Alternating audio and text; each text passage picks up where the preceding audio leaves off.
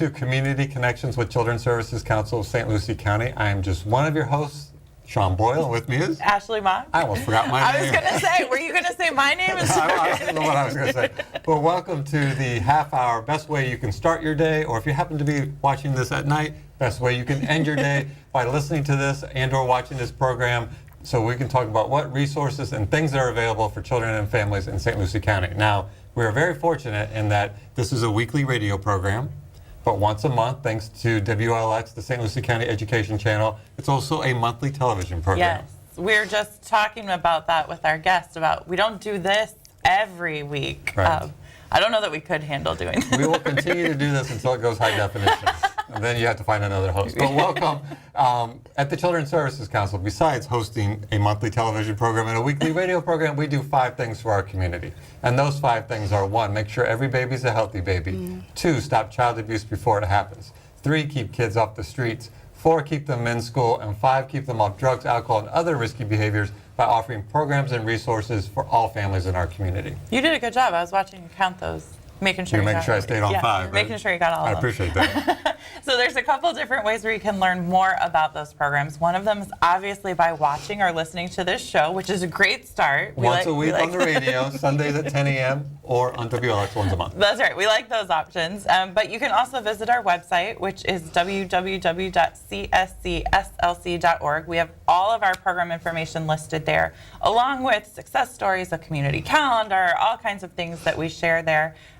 You can also get a printed copy of our Family Guide to Programs, and we actually have new updated copies coming on the way, so take a look at those, but they are also available on our website. We also have these versions that you can have to display at your office, at your business location, to share with your coworkers or your colleagues. So if you need some of those, just give us a call at the office at 408-1100. And we're also on Facebook. We are on Facebook. I just realized that. We love Facebook. I'm kidding. Long-time listeners know we always talk about that we are on Facebook. Look up Children's Services Council. Make sure you put in the St. Lucie County, because there are 8 other Children's Services Councils. We like them. But we like them, but we love the St. Lucie County one.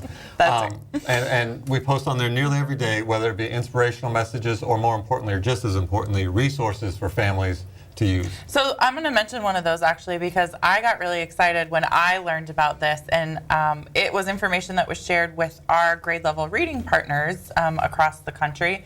But the CDC has put out a new app that helps parents track developmental milestones for their kids. Nice. And we shared about it on our Facebook page just last week. So if you go back to our Facebook page and scroll down a little bit, you can find that app. But it's really neat. I played around with it a little bit, just based on my own kids. But it's really interesting, and it offers tips and how to keep track of milestones and lots of stuff that we talk about, the importance of it all the time. Do you remember the name of the app? Baby Talk to Me? No, it's different. I don't know. And because we're live, we can't edit this part out. Okay, so make sure you check out our Facebook page. It's on our Facebook page. That's all I got for And you. speaking of Facebook, we've found lately a lot of people contact us through Facebook because, we talk about a lot of resources. We have programs that we offer in the community, but oftentimes the hardest thing to do to get that resource is to make that first phone call or that first contact. And we find that a lot of people are messaging us on Facebook, which we love because it's easy to do, and we respond all times and days. Yep. Even 11 a.m. or 11 p.m. at night, or 1 a.m. at night one time. But I also want to mention another great Facebook partner, somebody that's just recently on Facebook, and you can find us on there. You can find this TV show. So right if you're listening to us on the radio and you're like, what do these guys look like? I hear Sean and Ashley all the time, but I want to know what they look like. You can watch the video, but if you're on Facebook, look up WLX-TV. The station that we record on, that we're here now, they actually just started a Facebook page, and we're going to help promote it and make sure that you check out, like the page so you can follow when we are on TV, but there's also a lot of other great programming on there as well. There is. Actually, I watched several shows last week when I was flipping through some of ours.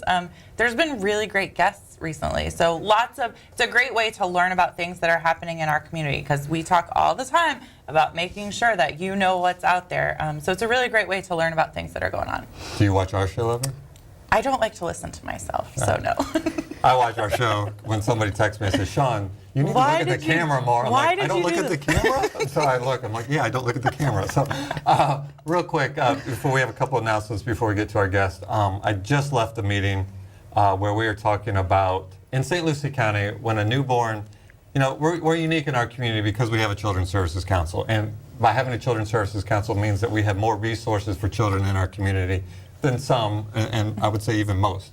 But in St. Lucie County, when a newborn comes into our community, is born into this world, I didn't know how to word that correctly, born into this world, the mother and the family is going to spend, 48 to 72 hours in the hospital, and they're going to return home with the greatest gift and responsibility that anybody can ever have. In St. Lucie County, a registered nurse will come to your home within 1 week of you returning home from the hospital to check on the health of the baby, the health of the mother, the stress level of the father, to answer any and all questions that you have to make sure that baby gets off to a great start.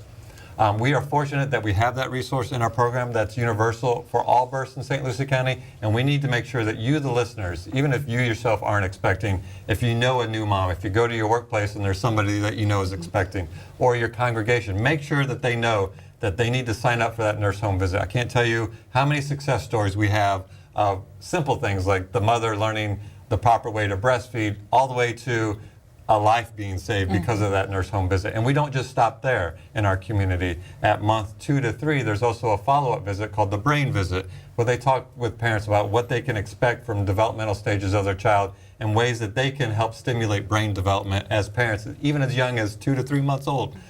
We need to make sure that every family takes advantage of that, and we're really asking you, the listener and viewer, to make sure that every family that you know that is expecting, whether it be their first child or their third child, that they know that this resource is available to them. Sometimes more important for the third child. Yeah. You're just like, man, I've been there, You're done tired that. But already. things change. Trust me, things change. No, it is a really great resource that we have, and we've got great partners in that as well. Healthy Start, both the hospitals, just really wonderful group of nurses and child three advocates. hospitals. All three hospitals. So any mom who delivers a baby in St. Lucie County is eligible for that visit. It is available to all. So the other announcement we wanted to make was we've been practicing our singing. That's a lie. That is a lie. We are not going to be singing, but we are hosting or putting on it's our 7th annual? It is, Our yeah. 7th annual Sounds of the Season holiday concert on Friday, December 15th at 7 p.m. at the Sunrise Theater. Once a year, we bring a handful of our programs that are working with kids after school, and they perform a holiday concert. They do. And this year, it's going to be the Boys and Girls Club, the YMCA, the Pace Center for Girls, Future Generations, and End It. Yep. I got them all, right? You did. I didn't even look at the flyer. Good job. And actually, we've got a Facebook event set up for this concert. And last week, I shared a sneak peek. End It shared a video of their kids practicing for the concert. So I shared that on the event page last week.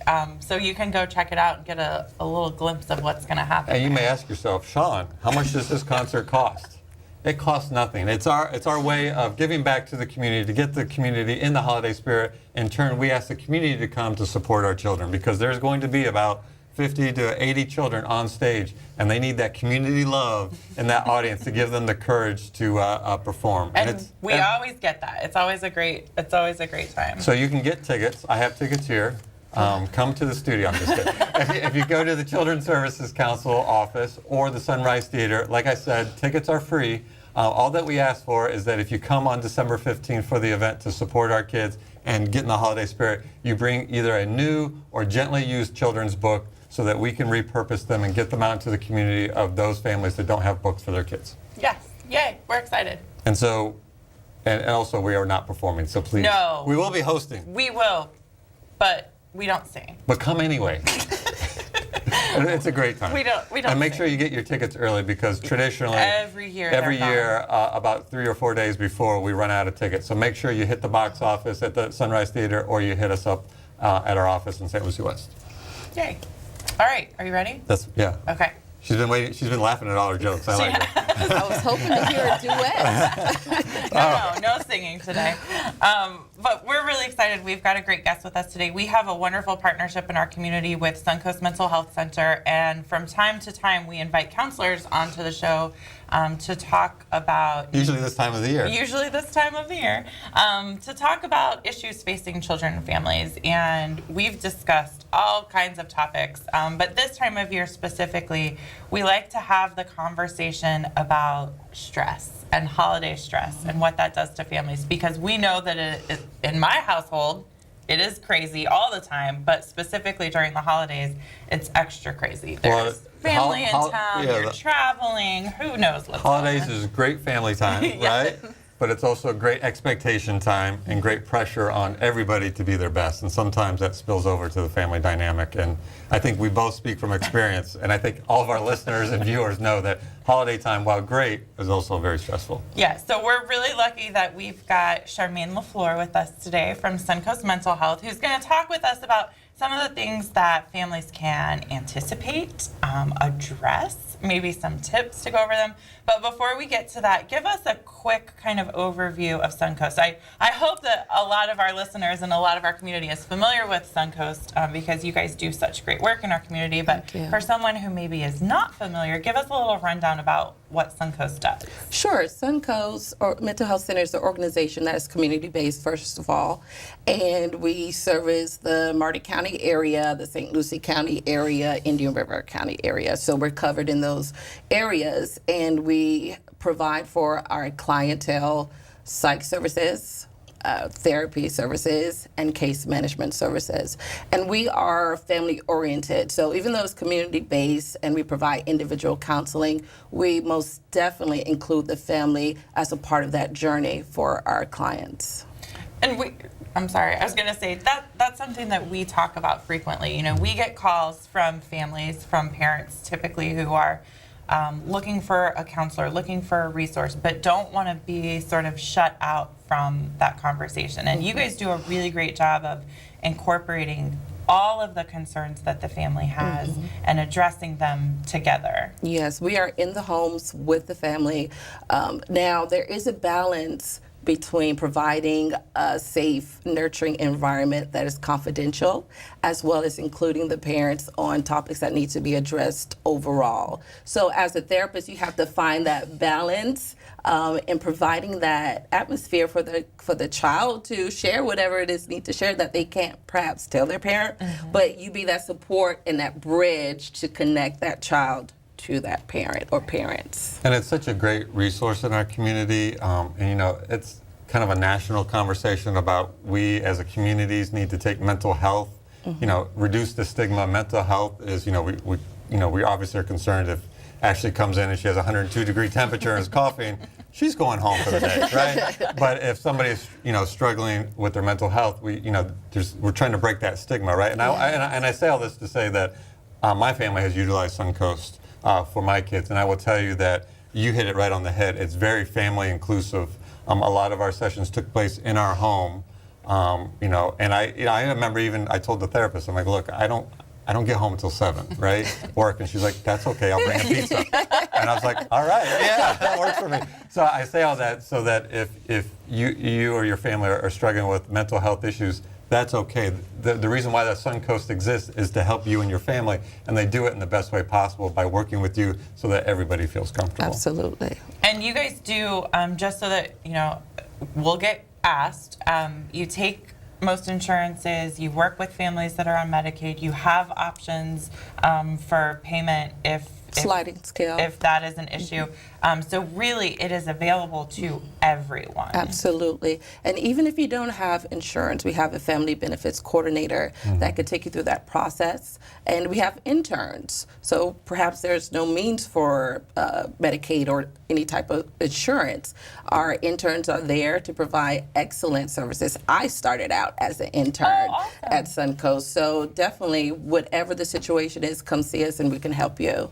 And I will say, I know we're going to talk about family stress, and we're going to say on the way to grandma's house, but everybody is doing this. What do you do? But to get a contact of Suncoast, the number is 772-489-4726. So let's talk about some of those things that happen to families in the holiday, because I know, listeners longtime listeners of our show will know my story. My kids are adopted, and I have found that they have really high expectations of what happens during the holidays. And we sometimes, play into that. Like we talk for weeks about everyone's coming and we're going to get to do this and all these things are happening and we're going to parties and we're going to, pre-Thanksgiving things or whatever is happening. But we really raised the level of expectation for them by doing all of that too. So I feel like I have almost put a little bit of stress on them because of how much And that's just Thanksgiving. Right. That's nothing. Turn around a month later, now you have Christmas. So what are some of the things that you have conversations with families about, or what are some of the things that parents can do to kind of help calm some of those concerns? There's a lot of things. One thing to start with that I think is very important is that as a family, don't ever forget what the meaning of the holiday is about. Never lose sight of the true purpose of the holidays, connecting families together, and make sure you instill that in your children, because sometimes we could get lost in the commercialism and the advertisement that we lose the true essence of what the holiday means to us as a family. So instilling those values and definitely confirming those to your children definitely needs to be communicated. Secondly, planning. Preparation is key. You want to make sure that you prepare for the holidays as a parent or parents. You want to make sure that you make a list. You're cooking dinner, the holiday dinner, you're decorating. Okay, what are the things that you need? Don't wait till the last minute to prepare and get things in order, because that would just intensify whatever stress or worry, anxiety that you're dealing with. Stay also within your budget.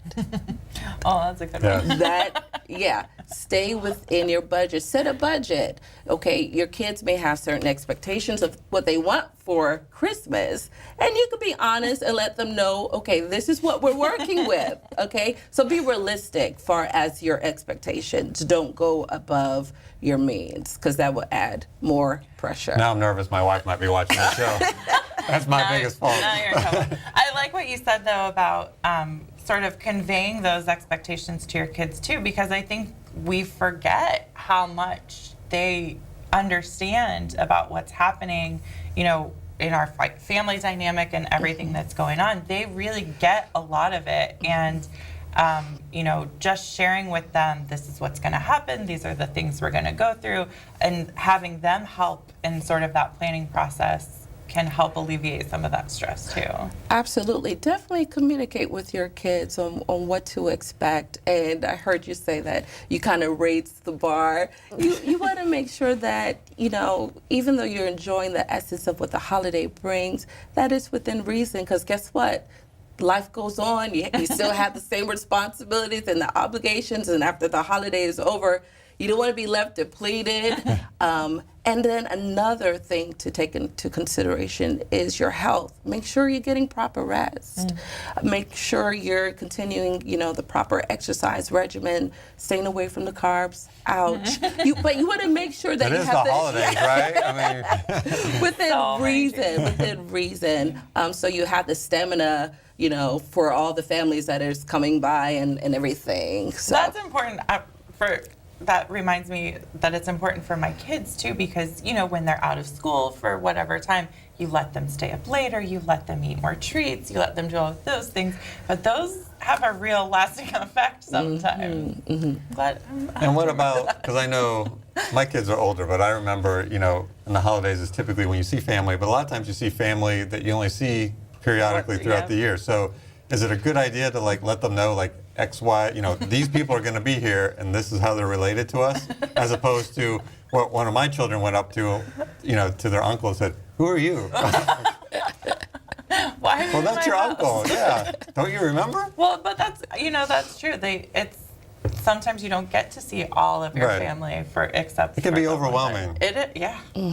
Then what about, the family members that you spent the whole year trying to avoid, that opinionated uncle or that hypercritical We're on TV. I wasn't going to bring that up just in case somebody was watching. But yes, those two. But yeah, and it provides opportunity for the parent and the child to work on their communication and coping skills as well. So you don't want to completely avoid those opportunities. But something that I think is important also when we're dealing with holiday and the stress and anxiety and all the worries that is entailed is sometimes it's good to also include your children to give back. Let's go visit a foster home. Let's give to these kids. Let's donate our time to the kitchen soup. And I think that grounds us as a family and as a community and bring us to the center or the purpose of what the holidays is really all about. Right. That's really great. And we actually, I want to say that it was a friend of mine who posted on Facebook recently looking for opportunities for her kids to do something for the holidays. And we have a lot of opportunities. The food bank does a lot of work. Mustard Seed does a lot of work. Family Meals does a lot of work. I mean, we could list hundreds of organizations that serve in our community, especially during the holidays. So that's a great point, to find a way for them to give back too. So really, it's all about planning, preparing. And I'm a big, when you plan your day, particularly around the holidays, make sure that you build enough time because nothing ever goes as scheduled, right? Absolutely. You gotta have like a little buffer because whatever was in the oven didn't take as long or took longer, and then because I'm just speaking from experience. We'll wait for that story after the holidays. Also, the holidays, if you think about it, it really highlights at that particular time life-changing events.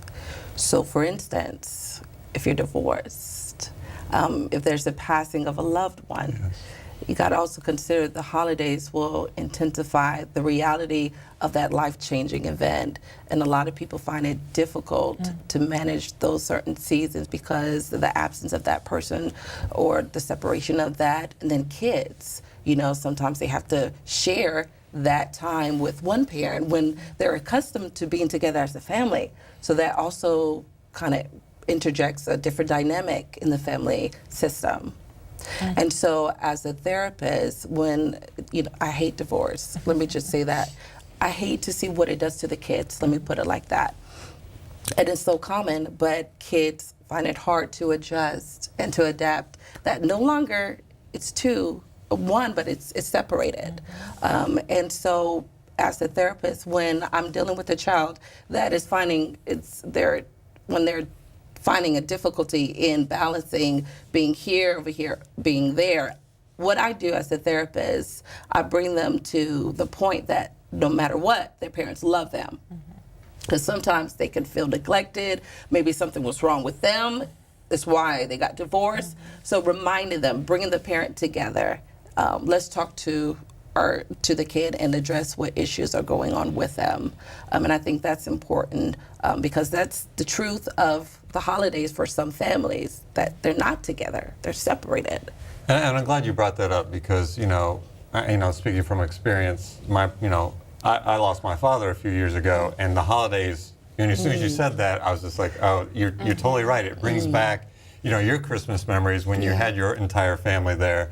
And as a parent, as you're coping with that, is it okay to create, to go, because what I usually do is I'm going to go clean the dishes, which is really just, I want to be alone right now. It's okay to create those moments? I think as a parent and as a therapist, you want to provide a calming checklist, is what I call it. And you provide different tools, of course, with rehearsing your child of ways to cope with whatever it is they're going through. It's almost like a toolkit, if you will. What tool are we going to use?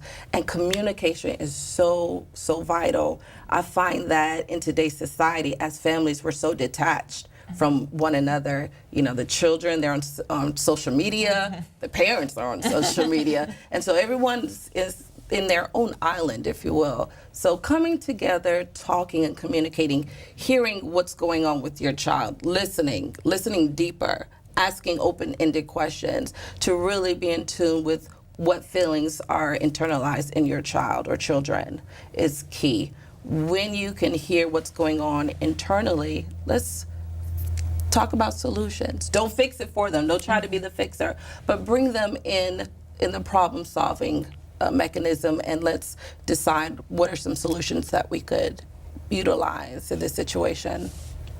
And I think to your point too, Sean, I think as parents, we have to model the behavior that we are trying to get them to do, because, you know, we have expectations that our kids are going to handle situations a certain way, or we want them to handle situations a certain way. But if we haven't taught them to understand their feelings or how to cope with their feelings, Absolutely. you know, they don't know exactly what's happening. They have a difficult time communicating those things sometimes. But if we model those behaviors for them and show them how to cope, that gives them a better chance. And I'll even throw out to the fathers that are happen to be listening or watching, you know, it's okay to be vulnerable and to show that you have emotions as well. Because I know as Absolutely. fathers, we're, you know, we're the disciplinarian, and Right. you know, nothing ever affects us, but that's not realistic. Right. So it's good to be vulnerable sometimes. And I'm glad you raised the point, Ashley, of modeling, because when you're dealing with anxiety, statistics show that 1 in 8 children deal with some type of anxiety disorder. And I find often that the parents often are having anxiety challenges as well. So modeling is very important. If you're not able to handle stress and anxiety in all these situations, your child is watching you to see how you cope with it, and it's going to mimic that. So it's very important that, you know, you not only seek services and help for your child, but if you need it, Yourself. take it. Right. So one of the things that you talked about was giving back and things that we're doing in our community. And we have just a couple minutes left, so I want to just mention the Downtown Toy Drive Block Party that you guys Yay. do. I know it's in partnership with Legit Barber and a bunch of other organizations. Everglades Farms Equipment, yes. I'm very excited. We're having our 3rd annual Block Party Toy Drive in historic, beautiful downtown of Fort Pierce, right? And it's going to be December the 9th at 12 p.m. to 6 p.m. And we want you to bring the entire family, bring the neighborhood, bring everyone. But when you're coming, bring a toy. Bring a new toy or a gently used toy, unwrapped. We're going to have live entertainment. We're going to have face painting, interactive games, music, food. So it's going to be a great party. The kids are going to enjoy it, and I'm very excited. And that's on December 9th. What time does it start? 12 o'clock. 12 to 6 p.m. 12 to 6 p.m. We'll make sure that we get that shared on our Facebook page as Absolutely. well. That's a Saturday, I believe, right? I can't do math. It's a Saturday. Yes. I can do math. It's a You see how Saturday, I put folks. you on the spot like Sorry. that? Yeah, no. There's a reason December 9th from 12 to 6 p.m. we'll That's a mention it. Saturday. I believe you. We'll mention it again, though, and we'll definitely share that information on our Facebook page so everyone can get involved. Thank you for sharing that. Thank you. And, you know, and those toys, by the way, they go to, that you're collecting? Yes, the toys are for our kids in our care. So case management, they do a wonderful job of connecting families to the communities, to the resources that are in the communities. So our case manager will make sure that the kids that are in need, that they have a wonderful Christmas this year.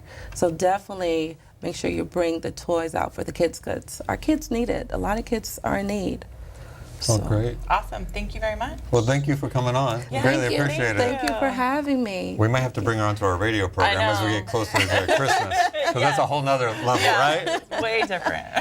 And you know how I know that on December 9th is a Saturday? Because on December you did the 9th, math? you're going to go from 12 to 6 p.m. for their toy drive, bring a toy. But on December 15th, which is a Friday, you're going to come to our concert at 7 p.m. And that's our show. Do you have anything you want to add? I don't know. Thank you guys for tuning in. Have a great Thanksgiving. We are grateful for every listener and viewer. Thank you, thank you, thank you. And remember, it's our children, our community, our future. We'll see you next time.